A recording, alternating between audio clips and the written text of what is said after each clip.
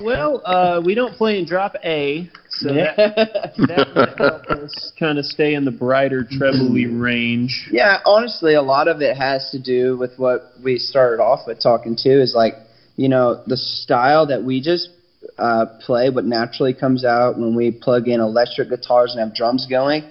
We don't ever try. The last thing we try to do, especially nowadays, is to try to sound like an 80s band. We don't try to sound like anything. We love Jesus and we love loud music. You know what I mean? And so it just comes out that way. It's what God's given us. But, I think it would be a shame, though, to just drop off some of the amazing things, amazing style. I don't know. It's just like we have just a plethora of history of awesome just things that bands did, and even awesome Christian metal bands like Bloodgood or Striper or White Cross or Bride, or these bands like that did all these crazy things. And it's like, why would we just throw away all that influence and just, you know what I mean? There's so much cool stuff that's there as well. And so we don't really try, but you can't help but to wear your influences on your sleeve at the same time. I guess if we'd been raised more on listening to stuff that, wasn't like that, but, both of our, my parents and his mom were, into kind of that kind of a style. And so we just kind of ended up listening to a lot of that. It just comes out. And to answer the second part, I feel like there's definitely been challenges to that.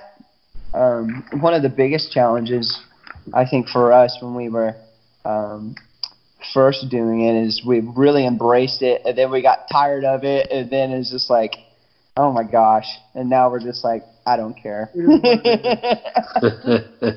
But it's so cool though, because it would be a shame to sound like everybody else when God's made us all differently. Yeah, you say it right. I mean, obviously you're building on the past, but you're doing your own thing with it. You're making it your own, because obviously you're your own people. You're who God made you to be. But let's pause on that and talk about. You say your parents listened to this kind of music, and that's how you guys became aware of it. Parents? Can we just acknowledge that there aren't all that many bands or people that would say, well, yeah, I got into heavy metal because of my parents. A lot of guys. That's a good point. I got into heavy metal to offend my parents, right? To get in my parents' face.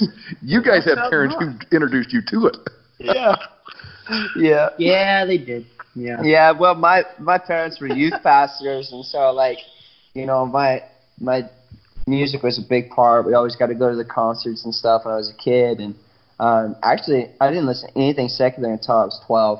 But what's so cool is, like, I just remember getting to go to, like, all the, the Audio Drilling concerts and Toby Mac. I actually sang on stage with Audio Drilling when I was 11 years old, got pulled up in Tallahassee in the arena there, and got to sing their song Beautiful with them, and that marked my life.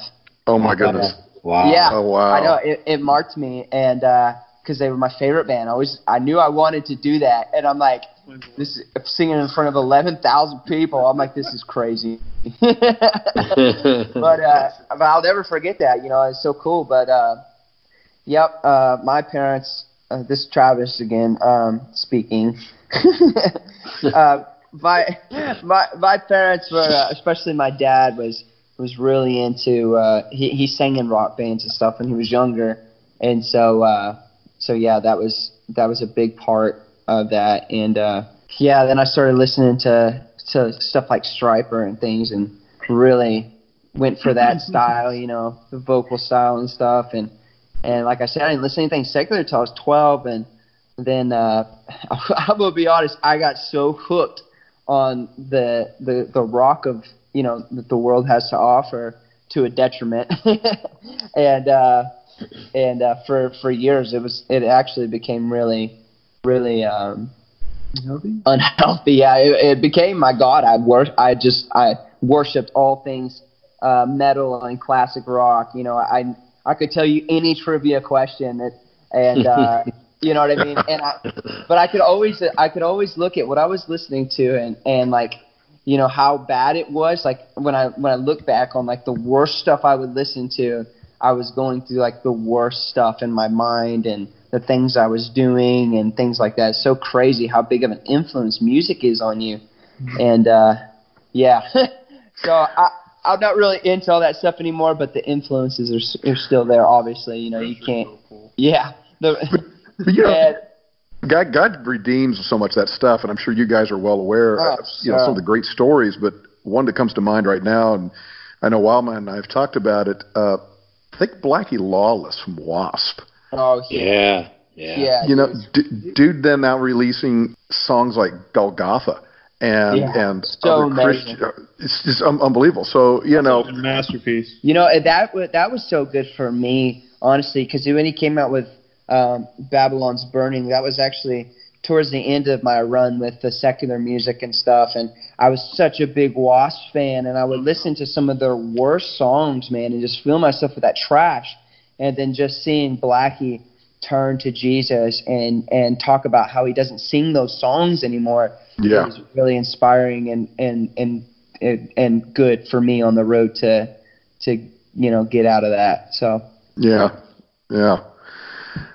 So, you know, one of the common threads that Steve and I have found with the bands that originated back from 70s, 80s, 90s, and the Christian rock movement, if you want to give it that term, there was a lot of struggles with the church acceptance of Christian rock at that time.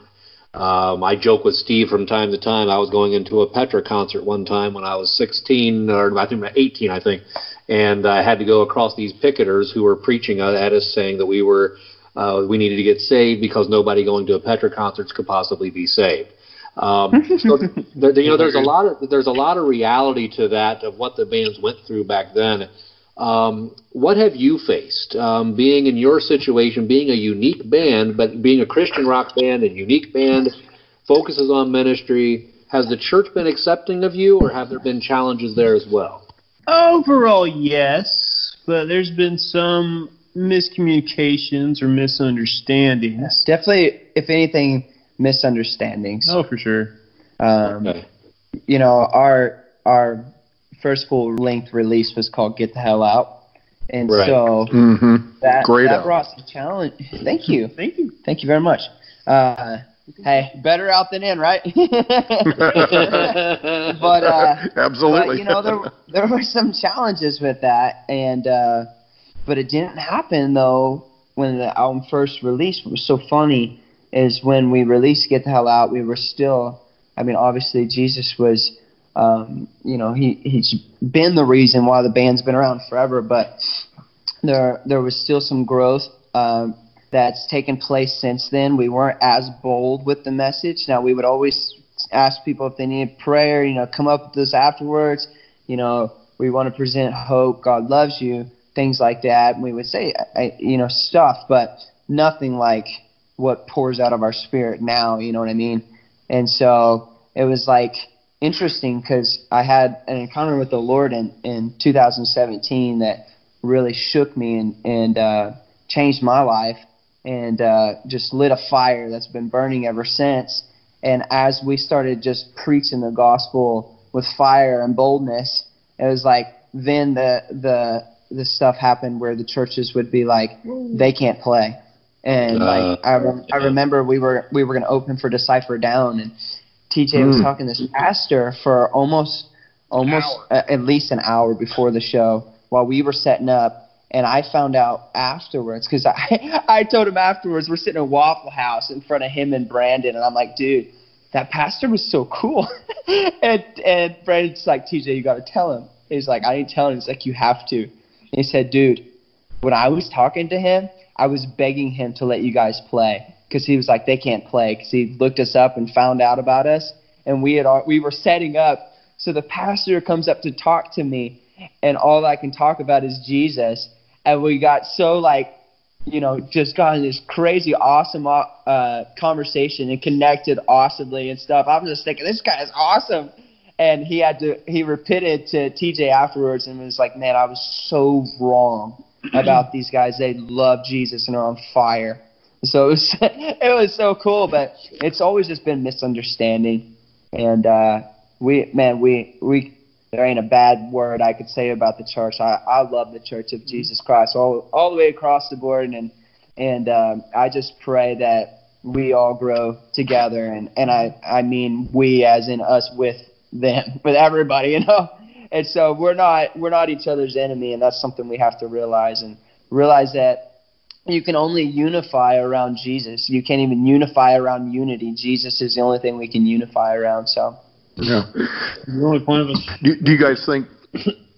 I gotta say, do you guys think that, or do you have a sense? Do you really feel that the Stripers, the Bloodgoods, the Res bands, Keith Greens, really help to knock down some walls and make it possible for a Chaotic Resemblance to have the reception that you guys do?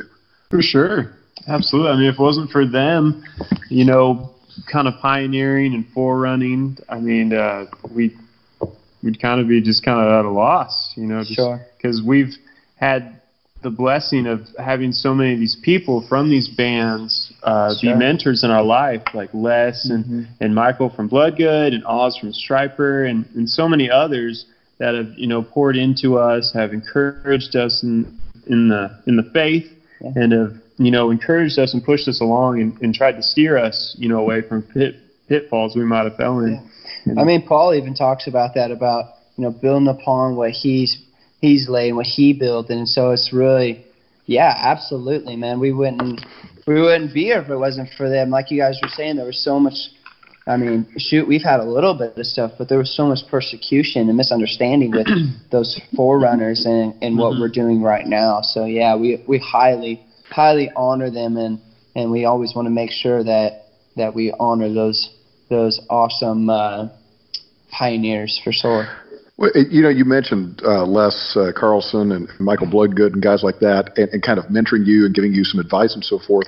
Could you share with us a little bit about that? What's some of the things that they have imparted to you, and it could be of a faith nature, but also just even regarding the music or the music business, or the promotion or the financial side of things, or what's some of the stuff that they have given to you guys from their years of experience as professional musicians?